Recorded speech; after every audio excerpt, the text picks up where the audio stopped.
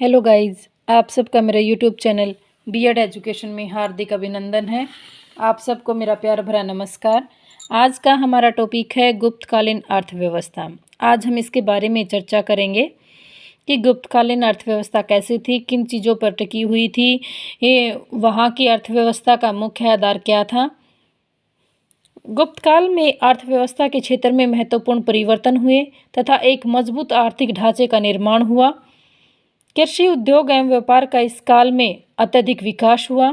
कुछ विद्वानों की मान्यता है कि इस काल में भूमि अनुदान की बढ़ती प्रवृत्ति के कारण सामंतवाद का उदय हुआ।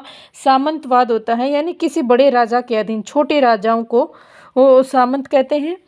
यह शब्द संस्कृत शब्द की श्रीमंत अंत दत्त रूप है, यानी इनको अपने इलाके में अपना शासन चलाने की अनुमति दी जाती थी और बदले में वे अपने राजा को कर, उपहार या सैन्य सहायता है वो देने के लिए बाधित होते थे और इस तरह की व्यवस्था को सामंतवाद है वो कहते हैं।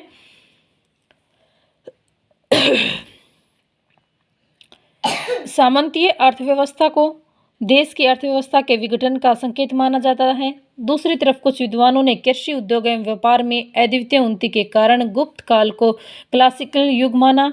गुप्तकालीन अर्थव्यवस्था को समझने के लिए तीन पक्षों का अध्ययन करना वह आवश्यक है। सबसे पहले कृषि व्यवस्था कि वहाँ की उस समय की कृषि व्यवस्था कैसी थी, व्यापार कैसा था, नगरीकरण कैसा था, भू राजस्व व्यवस्था कैसी थी।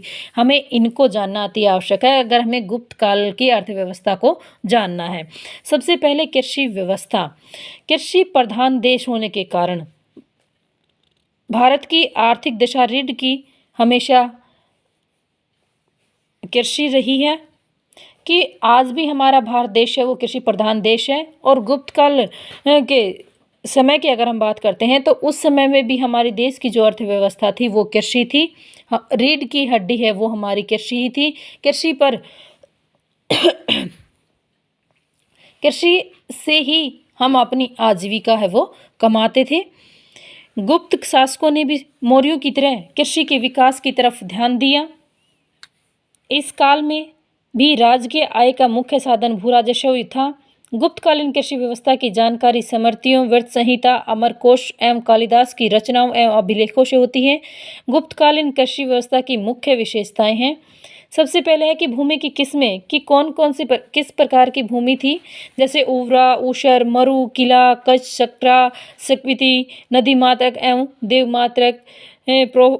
डी.एन. झा ने आर्थिक उपयोगिता की दृष्टि से 5 प्रकार की भूमि का वर्णन किया है कि जैसे क्षेत्र की दृष्टि से वास्तु, चरागाह, सील, अपृत, यानी क्षेत्र जिस भूमि पर खेती की जा सकती है उसको क्षेत्र कहते हैं और जिस जमीन पर मकान बनाए जाते हैं उसको वास्तु, और जहाँ पशु चराए जाते हैं उसको चरागाह, और वह भूमि जिस पर खेती नहीं होती उसको सील कहते हैं, और बिना जोती जंगल की भूमि है जो अपृत है वो कहलाती है। कि भूमि जोतने की जो विधि थी कि उस समय में भी बैलों के द्वारा है वो खेती की जुताई की जाती थी। जो हल होते थे उनकी फाल है वो लोहे से बनी हुई होती थी और वो लोहा है वो पृथ्वी का सीना चीरने का काम करती थी, और जो जिसकी चौड़ाई है वो 8 अंगुली है वो बताई जाती है। और बृहस्पति एवं नारद स्मृतियों से भी हमें पता चलता है कि कृषि उपकरणों को नुकसान पहुंचाने वाले को कठोर सजा का प्रावधान था उस समय भी। और कृषि के लिए उन्नत बीजों को महत्व दिया गया, अच्छे बीजों का महत्व था और अच्छे बीजों की गुणवत्ता में वृद्धि करने पर भी जोर दिया गया, उनके तरीके बताए गए। प्रमुख फसलें कौन कौन सी थी? 3 प्रकार की फसलें हैं वो उगाई जाती थी, जैसे रबी, खरीफ और साधारण फसलें हैं, जैसे गेहूं, धान, जवार, ईख, बाजरा, मटर, सरसों, अलसी, अदरक, काली मिर्च आदि। धान को कई नामों से जैसे निबार, साली एवं कमल के नाम से जाना जाता था। और चावल की फसल लगभग 60 दिन में पककर तैयार हो जाती थी। केला, आम, केसर, कटहल आदि फसलों की है भी खेती की जाती थी। सिंचाई व्यवस्था की उस समय में भी कि बारिश के अतिरिक्त सिंचाई के साधन है वो उपलब्ध थे।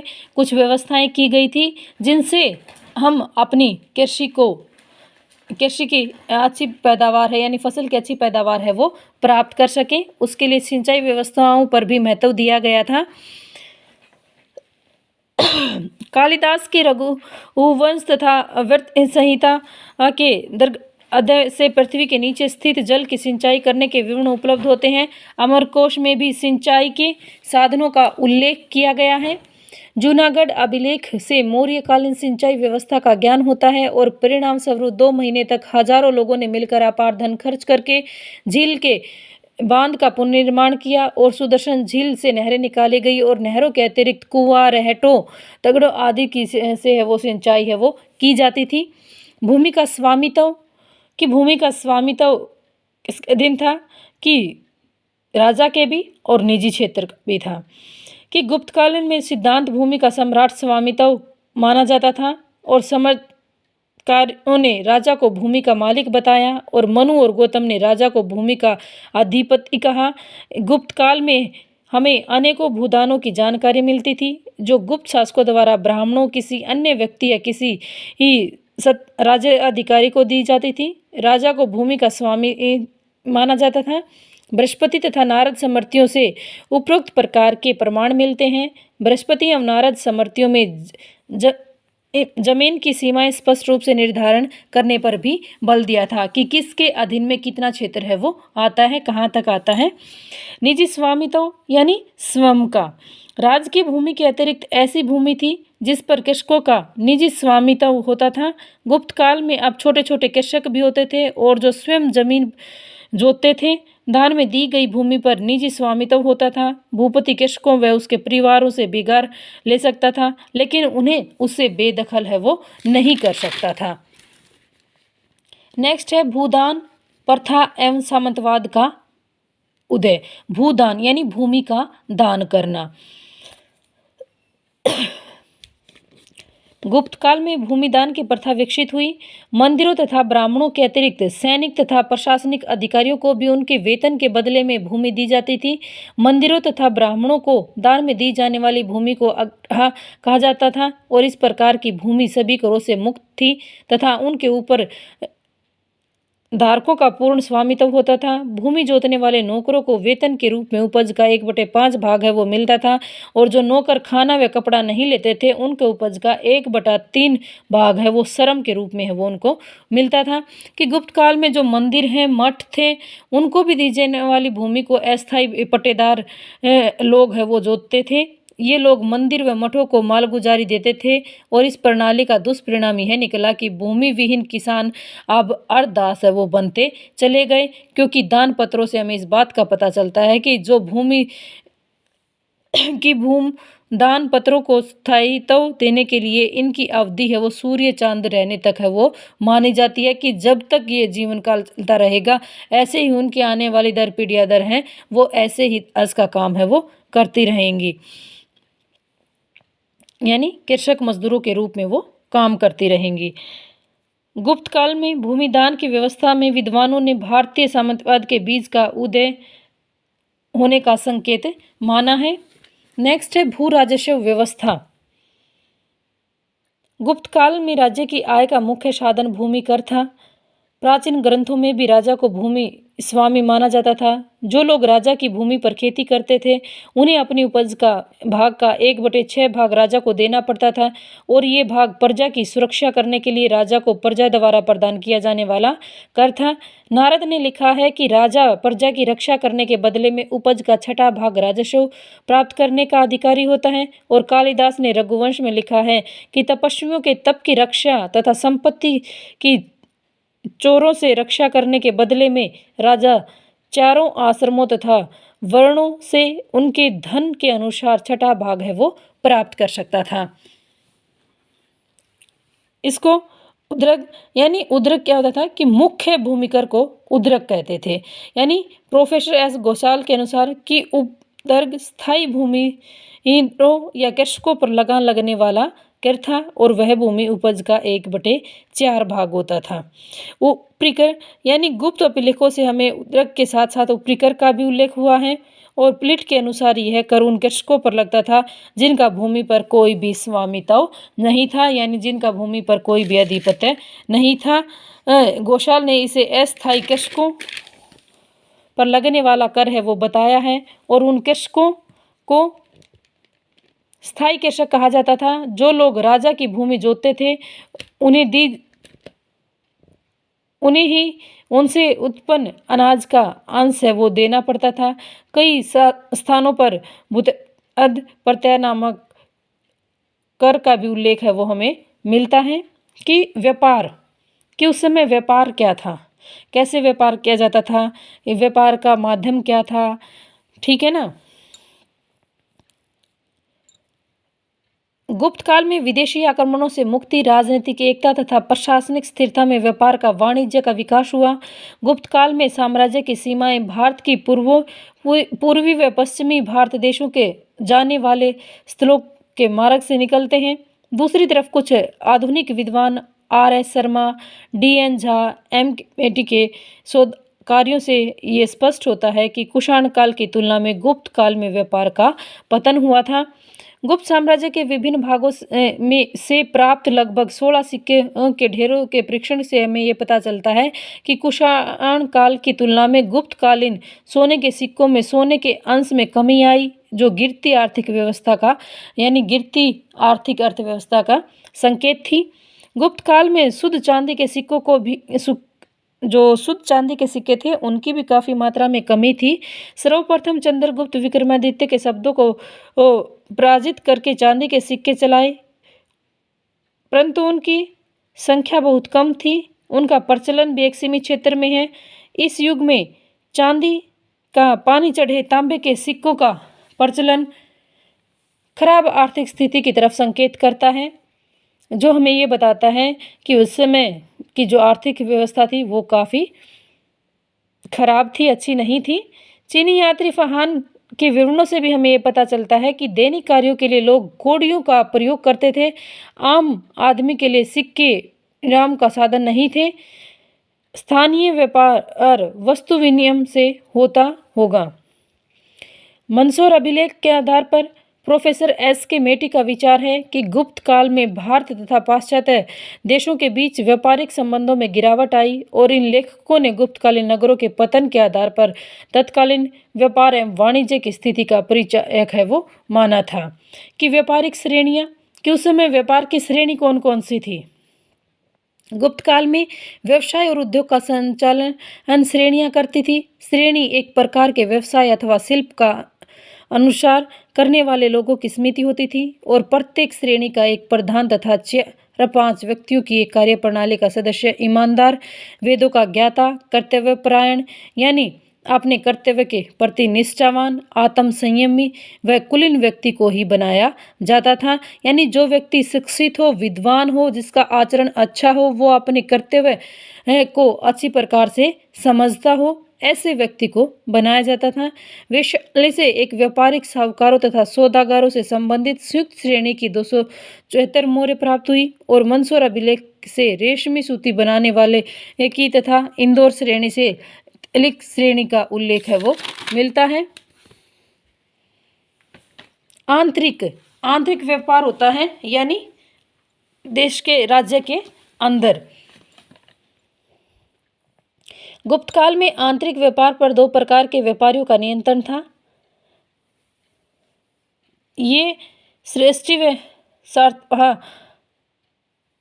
नगरों व गांवों में अपनी दुकानें खोलकर व्यापार करने वाले व्यापारी श्रेष्ठी कहलाते थे। ये स्थानीय व्यापारी थे। एक स्थान से दूसरे स्थान तक माल ले जाने वाले तथा घूम घूम कर बेचने वाले व्यापार सार्थवाहक कहलाते थे। आंतरिक व्यापार शहर तथा गति व नगरों के बीच होता था।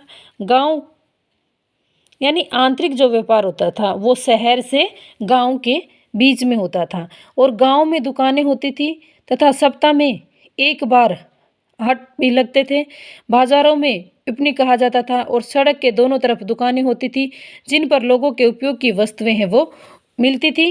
वृहद संहिता व अमरकोश में रत्नों का लेख भी मिलता है। वाचन के कामसूत्र में धातुक्रम को 64 कलाओं में स्थान दिया गया और इसके अतिरिक्त दैनिक उपभोग की सभी वस्तुएं, यानी हमारी दैनिक आवश्यकता की पूर्ति करने वाली सभी वस्तुएं जैसे दूध है, घी है, मक्खन, शहद, मसाले, चावल, तिल आदि का भी व्यापार होता था।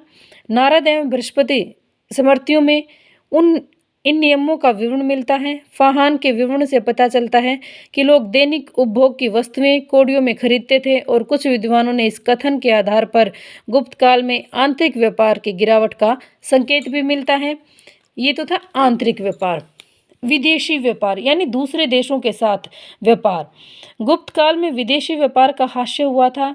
वृद्धि इस तथ्य को लेकर विद्वानों के बीच विवाद है कि इतिहासकार मोतीचंद्र जी गोपाल आदि गुप्त काल में विदेशी व्यापार की वृद्धि को स्वीकारते हैं, जबकि S K Maity, D N Jha, A R S Sharma आदि इतिहासकार गुप्त काल में विदेशी व्यापार आदि उन्नति व्यवस्था में था। कालिदास की रचनाओं तथा स्मृतियों से गुप्तकालीन व्यापारिक जीवन की झांकी मिलती है और बृहस्पति कल्याण, तमलिपि, मालाधार आदि भारत की प्रसिद्ध बंदरगाह थी। व्यापार स्थल पर जलमार्ग दोनों से होता है। फाहान ने पेशा का उल्लेख किया है जहां से ईरान होकर भारतीय वस्तुएं अन्य देशों को जाती थी और भारत का व्यापार चीन, सिस्तान, हिंदू कुश, रोम, फारस, अरब, इथोपिया, मिस्र आदि देशों तक फैला हुआ था और रोम के साथ भारतीय विदेश व्यापार है वो प्रचलित था। वहाँ अन्य विवरणों से भी हमें इस बात का पता चलता है कि चीन से भारत को जाने वाला मध्य एशियाई मार्ग अत्यंत संकटपूर्ण था। भारतीय वस्तुओं के बदले चीन से रेशम प्राप्त होता था और जो भारत व चीन के बीच वस्तु विनिमय की तरफ संकेत करता है। और दक्षिणी एशियाई देशें कंबोडिया, चंपा, वर्मा, सुमात्रा, जावा, मलाया आदि के उल्लेखनों एवं अभिलेखों से हमें भारतीय समृद्धि के स्थान पर गिरावट है वो आई थी। नेक्स्ट है व्यापारिक मार्ग कि व्यापार करने के लिए कौन कौन से मार्गों का इस्तेमाल करते थे। कि गुप्त काल में आंतरिक एवं विदेशी व्यापार स्थल व जल मार्ग दोनों से होता था। व्यापार और आवागमन के लिए बड़ी बड़ी सड़कें थी और पाटलिपुत्र से एक बड़ी सड़क भारत के उत्तर पश्चिमी सीमांत क्षेत्र होती हुई अफगानिस्तान तक पहुंचती थी और इस सड़क के किनारे बड़े बड़े नगर व मंडियां थी। यह पाटलिपुत्र में काशी, मथुरा होती हुई सिंधु नदी व हिंदुकुश पर्वत को पार करके तक्षशिला तक जाती थी और समुद्रगुप्त की ओर किए गए विजय अभियान से स्पष्ट होता है कि उत्तर से दक्षिण तक मार्गों का विस्तार किया गया था और नदियों से रास्तों में बड़ी बड़ी नाव द्वारा भी व्यापार है वो होता था। यानी स्थल मार्ग के साथ साथ जल मार्ग के साथ भी विकास होता था।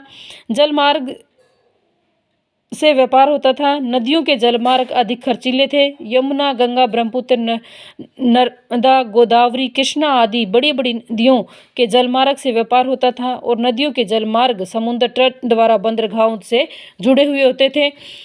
कि जितने भी ये उपरोक्त विवरण है इसके आधार पर हम ये कह सकते हैं कि गुप्त काल में भारत की वाणिज्य व्यापार काफ़ी विस्तृत था, परंतु इसके अंतिम भाग में व्यापार में काफ़ी गिरावट आई, उसके संकेत मिलते हैं। और ये भी हमें बताता है कि उस समय में भी हमारी जो अर्थव्यवस्था का आधार था वो कृषि था। Thank you guys. प्लीज़ मेरे चैनल को लाइक करना, शेयर करना, सब्सक्राइब करना।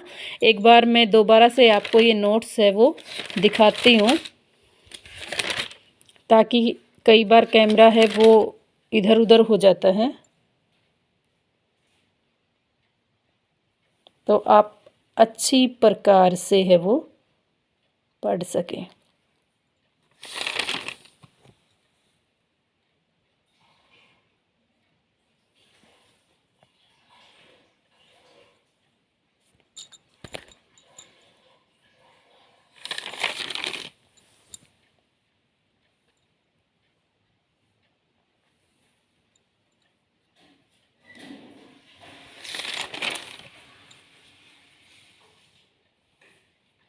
अगर आपसे कोई क्वेश्चन को एग्जामिनर ये करता है कि गुप्तकालीन अर्थव्यवस्था पर टिप्पणी लिखिए या उसका विस्तार पूर्वक वर्णन कीजिए, तो आप उसमें ये सभी पॉइंट हैं वो डाल देना।